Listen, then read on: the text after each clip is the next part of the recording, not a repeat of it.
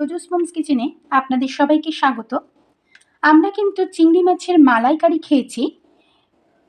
আজকে নিয়ে এসেছি কাতলা মাছের মালাইকারি রেসিপি নিয়ে। যে কোনো বিশেষ অনুষ্ঠানে কিন্তু আমরা এই রেসিপিটা করে থাকতে পারি। দেখুন, আমি এখানে 5 পিস কাতলা মাছ নিয়ে নিয়েছি।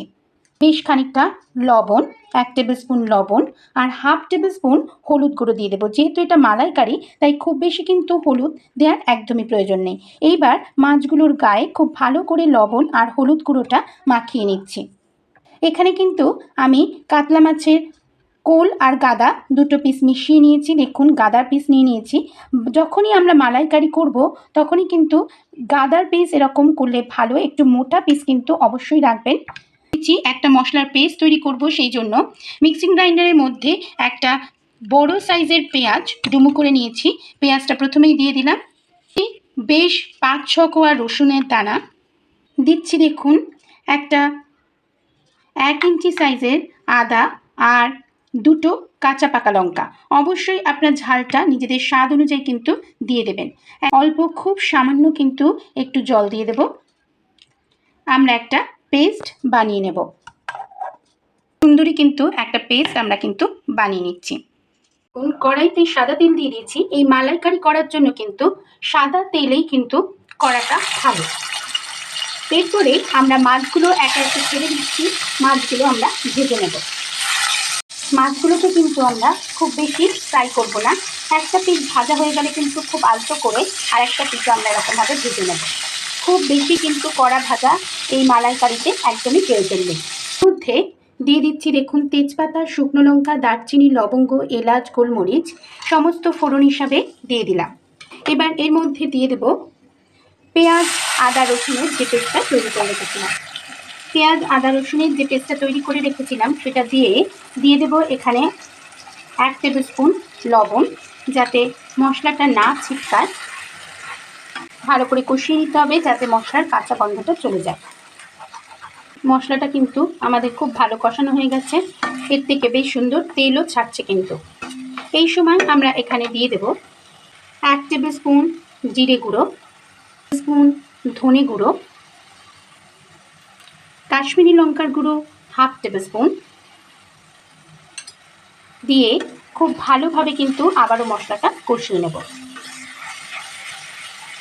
মশলাটা দেখুন খুব ভালোভাবে কষিয়ে নেব যাতে মশলা থেকে কাঁচা গন্ধ চলে যায় এবং তেল ছেড়ে যায়। দেখুন মশলাটা সুন্দর কষে গেছে, কিন্তু কালারটাও চেঞ্জ হয়ে গেছে। এই সময় আমরা এখানে হাফ টেবিল স্পুনেরও কম কিন্তু একটু ঘি দিয়ে দেব। এই কষানোর সময় যদি মালাইকারি কষানোর সময় মালাইকারির মশলা কষানোর সময় যদি একটু ঘি দিয়ে দেন তাহলে কিন্তু অপূর্ব টেস্ট লাগবে কিন্তু, এবং গন্ধটা ভীষণ সুন্দর কিন্তু বেরোবে। ঠিক এই সময় ঘি দিয়ে ভালো করে মশলাটা কষিয়ে নেওয়ার পরেই দেখুন দিয়ে দিচ্ছি নারকেলের দুধ।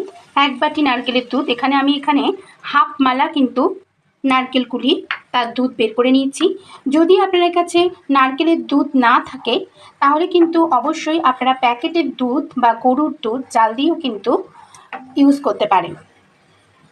সেক্ষেত্রেও কিন্তু খুব সুন্দরই টেস্ট লাগবে। আবারও বলছি, যদি নারকেলের দুধ না থাকে সেক্ষেত্রে কিন্তু আপনারা প্যাকেটের দুধও ইউজ করতে পারেন। আমরা দুধটা দেওয়ার পরে, নারকেলের দুধটা ইউজ করার পরে কিন্তু আমরা এখানে দিয়ে দেব 1 টেবিল স্পুন চিনি। যেহেতু মালাইকারি এটা কিন্তু বেশ একটু মিষ্টি মিষ্টি হবে। দিয়ে এবার আমরা অপেক্ষা করব ফোটার জন্য, তাই চাপা ঢাকা দিয়ে দিলাম। এবার কিন্তু আমরা চাপা ঢাকাটা তুলে নিই। আমাদের কিন্তু গ্রেভিটা বেশ সুন্দর ফুটে উঠেছে এবং ঘনও হয়ে এসছে। এই সময় আমরা এখানে একে একে মাছ ভাজাগুলো, যে মাছগুলো ভেজে রেখেছিলাম সেগুলো দিয়ে দেব। ভাজা মাছগুলো দিয়ে কিন্তু খুব ভালো করে কিন্তু দুটো পিঠ উল্টে নেব। দেখুন আমাদের কিন্তু একেবারেই হয়ে এসছে। সব শেষে আমরা এখানে দিয়ে দেবো গরম মশলার গুঁড়ো 1 টেবিল স্পুন। 1 টেবিল স্পুন গরম মশলার গুঁড়ো দেওয়ার পরে এখানে দিয়ে দিচ্ছি 1 টেবিল স্পুন গোলমরিচ গুঁড়ো। গোলমরিচ গুঁড়ো দিলে খুব সুন্দর একটা টেস্ট আসবে। এখানে দিয়ে দিলাম একটা লঙ্কা। অবশ্যই ঝালটা নিজেরা স্বাদ অনুযায়ী দিয়ে দেবেন। দিয়ে দিচ্ছি 1 টেবিল স্পুন ঘি। সব শেষে ঘিটা দিয়ে কিন্তু আমরা চাপা ঢাকা দিয়ে দেবো। আমাদের কিন্তু একেবারে কাতলা মাছের মালাইকারি কিন্তু তৈরি হয়ে গেছে। খুব সুন্দর খেতে লাগে। যারা তৈরি করেছেন তারা অবশ্যই জানেন, কিন্তু যারা এখনো পর্যন্ত তৈরি করেননি তাদের বলবো এই রেসিপিটা একবার অবশ্যই তৈরি করে নেবেন। বেশ কিছুক্ষণ চাপা ঢাকা দিয়ে রাখবো, তারপরেই কিন্তু আমরা গ্যাসের ফ্লেমটা বন্ধ করে দিয়ে সার্ভ করে দেব।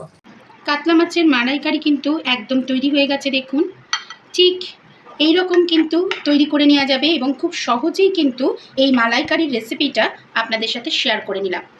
যে কোনো অনুষ্ঠানের দিন বা যে কোনো বিশেষ অনুষ্ঠানে কিন্তু আমরা এই মালাইকারি তৈরি করে নিতে পারি। খেতে কিন্তু দারুণ টেস্টি হবে। অবশ্যই একবার কমেন্টের মাধ্যমে জানাবেন। ভালো লাগলে লাইক বা শেয়ার করার অনুরোধ রাখলাম এবং পাশে থাকা বেল আইকনটি অবশ্যই প্রেস করে দিলে আমার সমস্ত রেসিপির নোটিফিকেশান আপনাদের কাছে সর্বপ্রথম যাবে। আজকে এই পর্যন্তই, আবার চলে আসবো ভিন্ন স্বাদের নতুন নতুন রেসিপি নিয়ে আপনাদের সাথে শেয়ার করতে। সবাই ভালো থাকুন, সুস্থ থাকুন, ধন্যবাদ।